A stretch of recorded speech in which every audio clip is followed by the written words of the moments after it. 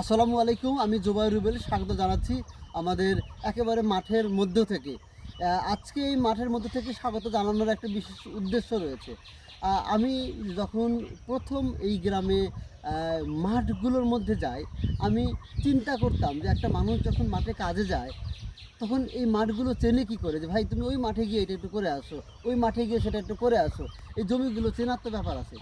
বিশেষ আনন্দের ব্যাপার হলো মানুষের যেমন নাম আছে এই মাঠে প্রত্যেকটা জমির তেমন নাম আছে।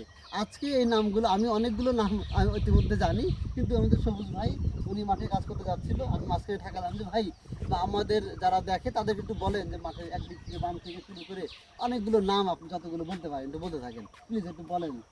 এই আমরা যে এখানে দাঁড়িয়ে আছি এখানকার নাম হচ্ছে বয়রাগেড়ি। এই পাশে আপনার পালে হচ্ছে না, হ্যাঁ, নাটারে না, এই যে কানপাড়া, তার পাশে হচ্ছে পশাকান্ত আছে, তার পাশে আরেকটু পরে পেঁচগাড়ি, তারপরে আপনার হচ্ছে ঘোড়াপাতা, ধোয়াপুকুর।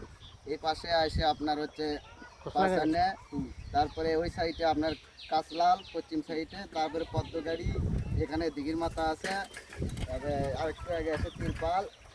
এখানে আবার এখানে আসে আপনার, আমি যেটা কাজ করি সেটা নাম বলেন। হ্যাঁ, আপনি পাঁচানেতে চাষ করেন, পাঁচানের পরেই কাঁচলাল বলছি, কাজটা করছে। তারপরে আপনি পদ্মগাড়ি, পদ্মগাড়ির পরে আপনি হইতে চরকাগাড়ি, তারপরে দিঘির মাথা, এরপরে আপনি তিরপাল। বাহ, এই যে দেখেন চমৎকার চমৎকার করে নাম আছে, আরও নাম আছে, ভাই হয়তো ডিটেলস বললে হ্যাঁ, প্রত্যেকটা জমি ডিটেলস বলতে পারবে। তো থ্যাংক ইউ ভিডিওটা দেখার জন্য। এইটা শুধু শেয়ার করা এই কারণে যে মানুষের যেমন নাম হয় তেমনি মাঠে জমিরও নাম হয়, এটা একটা বিস্ময়কর ব্যাপার।